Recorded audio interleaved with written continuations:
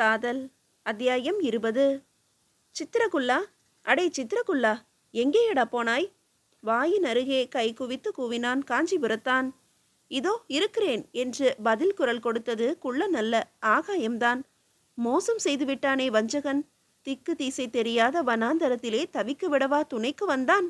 சற்று முன்னால் தலை காட்டிய இரண்டொரு தாரகைகள் யாரை கண்டு எங்கே ஒளிந்தன? நீலத்திரை விளக்கும் வெள்ளி மோகினிகளா அந்த மின்னல்கள்? 1000 சிங்கங்களாக உருமுகின்றன மேகத்தின் பின்னால் இருந்து. சடசடவென்று மழையும் பிடித்து கொண்டது. அடர்த்தியான மரங்கள் கொஞ்ச நேரத்துக்கு காஞ்சிபுரத்தானையும் அவனது 3 யானைகளையும் காத்தன. உச்சந்தலையில் ஒன்று, வலது தோளில் ஒன்று என்றபடிதான் மழை துளிகள் மேனியில் பட்டன. கொஞ்ச நேரம்தான். பிறகு சொர சொரவென்று வர்ஷிக்க தொடங்கியது மழை. குளிரினால் உடம்பு நடுங்கலாயிற்று. யானைகள் 3ம் வெறியுடன் கூவின. கானகத்தையே குலுக்கியது அந்த பிளிரல். காஞ்சிபுரத்தான் நிதானித்தான். சற்று தள்ளி ஒரு மலை பாறை இருப்பது தெரிந்து ஒதுங்கினான். யானைகள் அவனுடன் ஒண்டவில்லை. மழையில் நனையும் மகிழ்ச்சியுடன் தள்ளி நின்றன. காஞ்சிபுரத்தான் யானையிடம் உரக்க பேசினான். நாமெல்லாம் எப்படியாவது தப்பி விடுவோம். பாவம், அந்த சித்திரக்குள்ளனை நினைத்தால்தான் பரிதாபமாக இருக்கிறது. ஏன் என்று கேட்பது போல யானைகளின் செவிகள் அசைந்து ஆடின. ஓரக்கண்ணால் அக்கம் பக்கம் பார்த்தான் காஞ்சிபுரத்தான். பிறகு தொடர்ந்தான். அந்த சித்திரக்குள்ளனின் மனைவியும் குழந்தைகளும் சரியானபடி சிக்கி இருக்கிறார்கள். நான் நாளை காலை சூரிய உதயத்தின் போது ஜூபெல்கர் கானின் படையை குலைப்பதற்கு போய் சேர்வதாக திட்டம். அப்படி வராவிட்டால் வழியில் யாரோ சூழ்ச்சிக்காரனுக்கு இரையாகிவிட்டேன் என்று பொருள். எனக்கு வழிகாட்டிய சித்திரக்குள்ளனின் மனைவி மக்கள் தலையை சீவிவிட வேண்டும் என்று ரகசிய கட்டளை. ஐயா, என்னை மன்னியுங்கள், தெரியாதனமாக செய்துவிட்டேன். எங்கிருந்தோ ஓடி வந்து காஞ்சிபுரத்தானின் காலில் விழுந்தான் சித்திரக்குள்ளன். நின்றிருந்த மழை அவன் கண்ணுக்குள் புகுந்து கொண்டதா என்ன? அப்படி ஒரு கண்ணீர் வெள்ளம். எழுந்திரு எழுந்திரு, அவனை அன்போடு எழுப்பினான் காஞ்சிபுரத்தான். நாளை சூரிய உதயத்துக்குள் எப்பாடுபட்டாவது ஜூபெல்கர் கானின் படையை நாம் அடைந்து விடுவோம். அடைந்துவிட்டால் உன் குடும்பத்துக்கு ஒரு ஆபத்தும் நேராது. சீக்கிரம் சீக்கிரம் ஏறிக்கொள்ளுங்கள் யானை மீது. அந்த கிழவர் ரகுநாதரின் பேச்சை கேட்டுக்கொண்டு உங்களுக்கு கெடுதல் செய்ய நினைத்தேன். காஞ்சிபுரத்தான் தனக்குள் ஏனோ சிரித்து கொண்டான். யானை ஒன்றில் ஏறி அமர்ந்தான். தலைகளை இடிக்கும்படி தாழ்ந்து இருந்தன மரக்கிளைகள். முன்னால் சென்ற சித்திரக்குள்ளன் கையில் இருந்த அரிவாளினால் அவைகளை வெட்டி கொண்டே போனான். இதுதான் வேட்டவலம் காடு. செஞ்சிக்கோட்டைக்குள் செல்லும் சைத்தான் வாசல் இங்கேதான் இருக்கிறது. கொஞ்சம் இறங்கு என்றான் காஞ்சிபுரத்தான். தானும் இறங்கிக் கொண்டான். இரும்பு சங்கிலிகளை கீழே தள்ளு. ஒவ்வொரு யானையும் ஒவ்வொன்றை துதிக்கையில் எடுத்துக்கொள்ளட்டும். எடுத்துக்கொண்டு சொன்னதை செய், உருமினான் காஞ்சிபுரத்தான். அவனுடைய விளையாட்டு சுபாவம் வெடிபெற்று கொண்டு விட்டது. உறுதி, கடுமை, கருமை அவையே அவன் முகத்தில் முத்திரை அடித்தன. கொட்டி முழக்கியது வானம். வெட்டி பறித்தது மின்னல். மழை மழை மழை. கோட்டை கொத்தளம், காடு மேடு, மலை பள்ளம் எல்லாம் ஒன்றாக இணைந்தன நீர்த்திரைக்குள். செஞ்சி கோட்டைக்குள்ளே துவண்டு கொண்டிருந்தது ஆட்சி. துருப்பிடித்த இரும்பாக. சோர்வு அதன் மூச்சு, அச்சம் அதன் இரத்தம், குழப்பமோ அதன் அறிவு. அரச குடும்பத்தில் தூங்குவாரே கிடையாது. தூங்கினால் தெரிவது ஒரே உருவம்தான். கோட்டையை முற்றுகையிட்டுள்ள ஜூபெல்கர் கான். ராஜகிரியில் அந்தப்புறத்துக்கு அருகில் இருந்த கல்யாண மகால். உயர்ந்த மாடத்தின் வழியே 5 ஜோடி கண்கள் கவலையுடன் நோக்கியவாறு இருந்தன.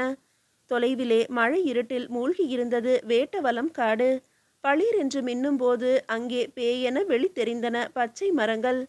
பெண்ணின் உள்ளம் போல ஆழம் காண முடியாத காட்டின் முனை. அதில் சைத்தான் வாசல் என்ற ரகசிய வாயில். மழையையும் மீறி நடுநடுவே மினுமினுக்கும் 2 தீப்பந்தங்கள். ஏதாவது தெரிகிறதா? யாரேனும் வருகிறார்களா? சத்ரபதி ராஜாராமின் குரல் ஒடுங்கியும் கண் இடுங்கியும் இருந்தன. கருங்கல் தரையில் சொரேர் என்று கொட்டும் மழையின் இரைச்சலில் மன்னன் பேச்சு மங்கியவாறு கேட்டது. அஷ்டபிரதானிகள் 8 பேரில் 4 பேர் மட்டுமே அங்கே இருந்தார்கள். உடனே பதில் கூறத்தான் யாரும் இல்லை. பெருமழையின் தாண்டவத்தில் புதைந்திருந்தது அவர்களின் பார்வை. பெருமூச்சு விட்டார் பேஷ்வா நீலமுரேஸ்வர். உங்கள் சகோதரியின் கணவர் அன்று விதைத்தார். அறுவடை இன்று நடக்கிறது. இதற்கு யார் என்ன செய்ய முடியும்? அவருடைய தளபதிகள் அன்று காஞ்சிபுரத்தை சூறையாடினார்கள். கோபால் பண்டிதரும் விட்டல் பிள்ளையும் விளையாடிய திருவிளையாடல்கள் எத்தனை! காஞ்சி நகரிலிருந்து சென்னை பட்டினத்துக்கு ஓட்டம் பிடித்த கிழவர்களுக்கும் பெண்களுக்கும் குழந்தைகளுக்கும் கணக்கு உண்டா, வழக்கு உண்டா? அந்த பாவம் நிதியமைச்சருக்கு வேறு கவலை. கம்பெனியாரிடம் 100 பீப்பாய் வெடிமருந்தும் 2005 பீரங்கி குண்டுகளும் கேட்டிருந்தோமே, ஏன் இன்னும் பதில் வரவில்லை? எப்படி வரும் என்றபடி கசப்புடன் சிரித்தார் அயல் நாட்டு அமைச்சரான மாதாஜி சுதாகர். கம்பெனியாருக்கு குனிமேடு விற்ற விஷயத்தில் நாம் நியாயமாக நடந்து கொண்டோமா? கொதித்து கொண்டிருக்கிறார்கள் அவர்கள். மஞ்சக்குப்பம் கிராமத்தை அவர்களுக்கும் விற்று டச்சுக்காரர்களுக்கும் விற்றிருக்கிறோமாம். மோசடி என்கிறார்கள். திரும்பிய திசையெல்லாம் எதிரிகள்தான் நமக்கு. ஆத்திரமாக கூச்சலிட்டார் மன்னர் ராஜாராம். எனக்கா நண்பர் இல்லை? திருவண்ணாமலை வாசலுக்கு ஆள் அனுப்பி விசாரியுங்கள். தஞ்சை அரசரிடமிருந்து எந்த வினாடியும் நமக்கு உதவி வரும். திருவண்ணாமலை வாசலில் நமக்கு பாதுகாப்பு போதாது. சைத்தான் வாசல் ஒன்றுதான் நமக்கு வெளி உலகத்துடன் உள்ள ஒரே தொடர்பு. அது கூட எந்த நிமிடமும் எதிரியின் கையில் விழுந்து விடலாம். ஒற்றன் ஒருவனை அனுப்பியிருக்கிறேன் எதிரியின் நிலைமையை தெரிந்து கொண்டு வர. இதோ அவன் என்று நிதி அமைச்சர் சொல்கையில் வேகமாக உள்ளே புகுந்தான் ஒரு படைவீரன். மண்டியிட்டு தெரிவித்தான், அவுரங்கசீப்பின் மகன் காம்பக்ஷியும் அவன் குடும்பத்தாரையும் கூடாரத்தை விட்டு வெளியே வர முடியாதபடி காவல் வைத்திருக்கிறானாம் ஜுபில்கர் கான். பாதுஷாவுக்கு விஷயம் தெரிந்தால் என்ன கதி ஆகுமோ என்று ஜுபில்கர் கானின் தகப்பன் அசத் கான் கொலை நடுங்கிக் கொண்டிருக்கிறான். சபாஷ் சபாஷ்! குழந்தை போல குதூகலித்தார் ராஜாராம். எல்லா ஆபத்துக்களும் அந்த கணமே நீங்கிவிட்ட மாதிரி இருந்தது அவருக்கு. ஒற்றன் தொடர்ந்தான், ஒற்றுமைதான் போதாதே தவிர படை விஷயத்தில் பலசாலியாக இருக்கிறான் எதிரி. மேற்கொண்டு பல படைகள் வரப்போவதாக பேசிக்கொள்கிறார்கள். சரி, நீ போ, கையை வீசினார் பேஷ்வா. பிரதம நீதிபதியின் பேச்சில் சோகம் தொனித்தது. அந்த புறத்து பெண்களை தீக்குளிப்பதற்கு தயார்படுத்துங்கள் முதலில். இன்று கடைசி தடவையாக ஒரு தாக்குதல் நடத்துவோம். தீக்குளிப்பா? வெற்றி வீரர்களாக திரும்பி பத்தினிகளின் நெற்றியில் முத்தமிடுவோம், சந்தேகமில்லை. அயல்நாட்டு அமைச்சர் சொன்னார். ஏன், வேட்டவலம் காட்டு வழியாக தஞ்சாவூருக்கு நம் மாதர்களை எல்லாம் அனுப்பிவிட்டால் என்ன? தஞ்சை மன்னர் ஏகோஜி பார்த்து கொள்ள மாட்டாரா? பார்த்து கொள்வார், இவர்கள் உயிருடன் அங்கே சென்றால் என்றான் ஒரு துணை தளபதி. முக்கியமான எல்லா வெளியூர் பாதைகளிலும் அவர்கள் தெரிந்து கொண்டிருக்கிறார்கள். துருக்கர் கையில் நமது ஸ்திரீகள் பிடிபட்டு மானமழிய வேண்டும் என்று விருப்பமானால் தாராளமாக வெளியே அனுப்புங்கள். மஞ்சத்திலிருந்த திண்டுகளை ஓங்கி குத்தினான் மன்னன். ஆகா, என்னென்ன எதிர்பார்த்தோம், எப்படி எப்படி மாறிவிட்டது. இப்போது மட்டும் யாருடைய உதவியாவது நமக்கு கிடைத்தால். நிமாஜி, அங்கே பாருங்கள், சைத்தான் வாசலை பாருங்கள். வேட்டவலம் காட்டு வழியாக யாரோ வருவது தெரியவில்லை. மின்னல் அடிக்கும் போது கவனியுங்கள், அதோ அங்கே. முண்டி மோதிக்கொண்டு ஒரே மாடத்தில் தலை நீட்டினார்கள் 4 பிரதிநிதிகளும். என்ன அது, குதிரையா? இல்லை, யானை போலல்லவா இருக்கிறது. மன்னன் ராஜாராமுக்குள் ஆனந்த வெறி. நமக்குத்தான் உதவி, நமக்காகத்தான் வருகிறார்கள். இல்லை இல்லை, சைத்தான் வாசல் வழியாக கோட்டைக்குள் வரவில்லை என்றார் பேஷ்வா. இருங்கள், இன்னொரு மின்னல் வெட்டினால் பார்த்து சொல்கிறேன். ஆமாம், வாசலை தாண்டி கொண்டல்லவா போகிறது யானை. அடடா, கோட்டை சுவர் ஓரமாக போனால் ஜுபில்கர் கானிடம் அல்லவா சிக்குவான். ஒருவனா இருவரா பல பேரா இந்த மழையில்? வந்தவர் நிச்சயம் நம் நண்பர்தான். அந்த யானை மெதுவே செல்லவில்லை, பாய்கிறது வெறி பிடித்த மாதிரி. போயே பார்த்து விடுவோம். மன்னர் ராஜாராமுக்கு திடீரென சுறுசுறுப்பு பிறந்தது. நரம்புகளில் புது இரத்தம். அந்த உற்சாகம் அனைவரையும் தொற்றிக் கொண்டது. மழைக்கு ஏது பாரபட்சம்? ஜூபில்கர் கானின் பாசறையிலும் இயன்ற சேதத்தை அது ஏற்படுத்தி கொண்டிருந்தது. மாத கணக்காக போடப்பட்டிருந்த கூடாரங்களில் கணக்கற்ற பொத்தல்கள். அவற்றின் வழியே பிரவேசித்த மழை வீரர்களையும் நனைத்தது. அரும்பாடுபட்டு சேர்த்து வைத்திருந்த பண்டங்களையும் கரைத்தது. கூடாரங்களை அடித்திருந்த முளைகளை சொத சொதவென்று மண்ணில் ஆட்டம் காண வைத்தது. முகமதிய தரப்பின் முக்கிய தளபதிகள் 3-4 மைல்களுக்கு ஒரு பிரிவு என்று விட்டு விட்டு பாசறை அமைத்து கொண்டிருந்தனர். ஒவ்வொன்றையும் சுற்றி தனித்தனி மதில் சுவர்கள். சுவர்களின் பாதுகாப்பில் சுகம் காணும் கூடாரங்கள். அரை போதையில் ஆழ்ந்திருந்தான் ஜுபில்கர் கான். குரூர விழிகளில் இரத்தத்தின் சிவப்பு. செம்பட்டை குறுந்தாடியில் முரட்டுத்தனத்தின் சிலிர்ப்பு. விம்மி புடைத்த தோளிலும் புஜங்களிலும் வீரத்தையே விளையாட்டாக கொண்டுவிட்ட பெருமை. ஹுசூர், பாழ் பாழ், எல்லாம் பாழ். துணைத் தலைவர்களில் ஒருவனான பதுல்லா கான் துரானி ஓட்டமாக ஓடி வந்தான். சலாமிட்டு நிமிர்ந்த போது மழை துளிகள் தெரித்தன கவசங்களிலிருந்து.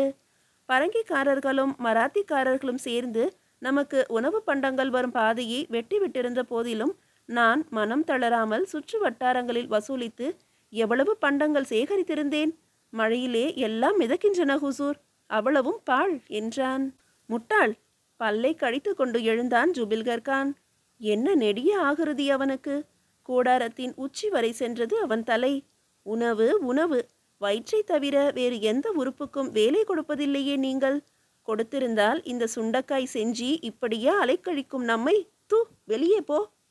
தளபதி தன் வசத்தில் இல்லை. டெக்கானிக்கு புரிந்தது. அவன் என்ன சொல்ல வாயெடுத்தானோ மீண்டும் ஜுபில்கர் கானின் ஆணை குறுக்கிட்டது. நிற்காதே என் முன்னால் வெட்டியாக. நமக்கு பெய்கிற மழை செஞ்சிக்கும் தான் பெய்யும். அவனும் தான் கிடந்து திண்டாடி கொண்டிருப்பான். எங்கே நம்முடைய பீரங்கி ஆட்கள்? கூப்பிடு. கோட்டையை நோக்கி குண்டெறிய சொல்லுங்கள். திடீரென்று வாசல் புறம் புதிய குரல் கேட்டது. வெடிமருந்துக்கு நெருப்பு வைக்க ஆளுக்கு எங்கே போவது என்று. வசீர் என்று பயபக்தியுடன் முணுமுணுத்தது டெக்கானியின் உதடு. ஆம், வந்தவர் ஜுபில்கர் கானின் தந்தையும் பாதுஷா அவுரங்கசீபின் பிரதம மந்திரியுமான அசத் கான் தான். தந்தையை கண்டதும் மகனின் போதை சற்று தெளிந்தது. அவர் சொன்ன தகவல் அவன் அச்சத்தை தூண்டியது. ஏன், நமது பீரங்கி ஆட்களுக்கு என்ன நேர்ந்தது தந்தையே? பீரங்கி ஆட்கள் அதோ போகிறார்கள், நீயே உன் கண்ணால் பாரேன். ஜுபில்கர் கான் கூடாரத்துக்கு வெளியே வந்து பார்த்தான். கொட்டும் மழையையும் பொருட்படுத்தாமல் கூட்டம் ஒன்று போய்க் கொண்டிருந்தது. ஒவ்வொருவரின் கைகளிலும் மூட்டைகள், படுக்கைகள், தட்டுமுட்டு சாமான்கள். நில்லுங்கள் நில்லுங்கள், கத்தினான் பாதுஷாவின் தளபதி. எங்கே போகிறீர்கள் எல்லோரும்? எவனும் நிற்கவில்லை.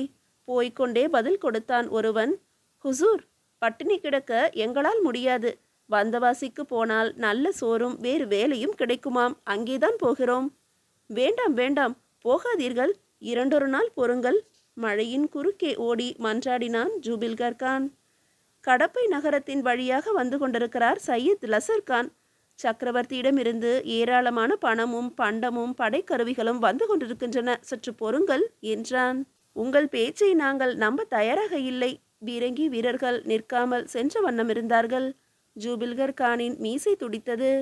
அடே பிச்சைக்காரர்களே, கத்தினான் அவன். இந்த செஞ்சிக்காரனின் முதுகை ஒடித்த பின்னர் சிங்காவரத்துக்கு செல்ல நினைத்திருந்தேனே. புதிதாக வந்திருக்கிறாளாம் ஒரு பட்டத்து ராணி. பேரரசனின் பாதுகைக்கு வரவேற்பு தராமல் அவமதித்து அனுப்பியிருக்கிறாளே, அவள் கொட்டத்தை அடக்க வேண்டாமா? ஜுபில்கர் கானின் தந்தை நிராசையுடன் இடைமறித்தார். இவர்களிடம் பேசி பயனில்லை என்று. ஆவேசம் ஏற்பட்டது ஜுபில்கர் கானுக்கு. கேட்டீர்களா தோழர்களே? ஒன்றுக்கும் உதவாத சோற்று பிண்டம் என்று உங்களை சொல்லிவிட்டார் வசீர். இல்லையென்று நிரூபிப்போம். பரந்த ஹிந்துஸ்தானம் முழுமையையும் பாதுஷாவின் குடையின் கீழ் கொண்டு வரவே நாம் புறப்பட்டோம். அந்த லட்சியம் நிறைவேறாமல் ஓரடியும் பின்வாங்குவதில்லை என்று சூளுரைப்போம். கிளம்பிய வீரர்கள் சிலரின் கால்கள் தயங்கின. இதுவே தருணம். இதுவரை நாம் கடந்து வந்த பிரதேசங்களை எண்ணி பாருங்கள். ரெய்ச்சூர், கர்னூல், நந்தியால், கடப்பை, கரம்கொண்டா. ஓரிடத்திலாவது மாற்றானை மண்டியிட வைக்காமலா கர்நாடகத்தில் கால் வைத்தோம்? இந்த சின்னஞ்சிறு செஞ்சி நமது வீரத்துக்கு ஒரு சவால். நில்லுங்கள், திரும்புங்கள். வாழ்க வாழ்க! படை வீரர்களின் போக்கில் திடீர் மாற்றம். வாழ்க தளபதி ஜுபில்கர் கான்! வசீர் அசத் கானின் முகத்திலே புன்னகை பறந்தது. மகனே, நீயல்லவா தலைவன், நீயல்லவா தலைவன்? அவரது பேச்சு பாதியில் நின்றது. என்ன அங்கே? ஏன் அவர்கள் ஓடி வருகிறார்கள்? திடுக்கிட்டான் ஜுபில்கர் கான். இளவரசன் காம்பக்ஷின் கூடாரத்துக்கு காவல் போட்டிருந்த தளபதி ராவும் அவன் படையினரும் அல்லவா தலை தெறிக்க ஓடி வருகிறார்கள். அவர்களுக்கு பின்னால் கோட்டையின் வடக்கு வடமேற்கு வாசல்களில் நிறுத்தப்பட்டிருந்த காகர்கான், சாப்ரஸ்கான் டெக்கானி, மான்சிங் ரத்தோர். ஓடுங்கள் தளபதி அவர்களே, உயிரை காத்து கொள்ளும் விருப்பம் இருந்தால் பிடியுங்கள் ஓட்டம். என்ன ஆயிற்று? என்ன? சைத்தான்! யானை உருவத்தில் 3 சைத்தான்கள். அவர்களின் மீது ஏறி வரும் 2 மனித சைத்தான்கள். வேட்டவலம் காட்டுக்குள்ளிருந்து திடீரென்று வந்து தாக்குகிறார்கள். சீச்சி, வெறும் யானைகளிடமா இப்படி அஞ்சுகிறீர்கள்? வெறும் யானை அல்ல ஹுசூர், ஒவ்வொன்றின் துதிக்கையிலும் நீண்ட கனமான சங்கிலிகள். சிலம்பம் ஆடுவது போல அதை சுழற்றி சுழற்றி வீசுகிறது. கிட்ட நெருங்கவே முடியவில்லை. ஆம், 3 யானைகளும் 3 கூற்றுவர். விர் விர் என்று புயலென சுழல்கின்றன அவற்றின் துதிக்கைகள். சங்கிலிகள் 3ம் ஒன்றோடு ஒன்று மோதி கலகலக்கின்றன. ஜூபில் கர்கான் கத்தினான். மூளை இல்லாத முட்டாள்களே, இதற்கா அஞ்சினீர்கள்? கோட்டையின் நாற்புறமும் நாம் இருக்கிறோம். இந்த யானைகளை பின்பக்கமாக வந்து தாக்கச் செல்லுங்கள். சீக்கிரம் என்றான். மீதியை அடுத்த அத்தியாயத்தில் காணலாம்.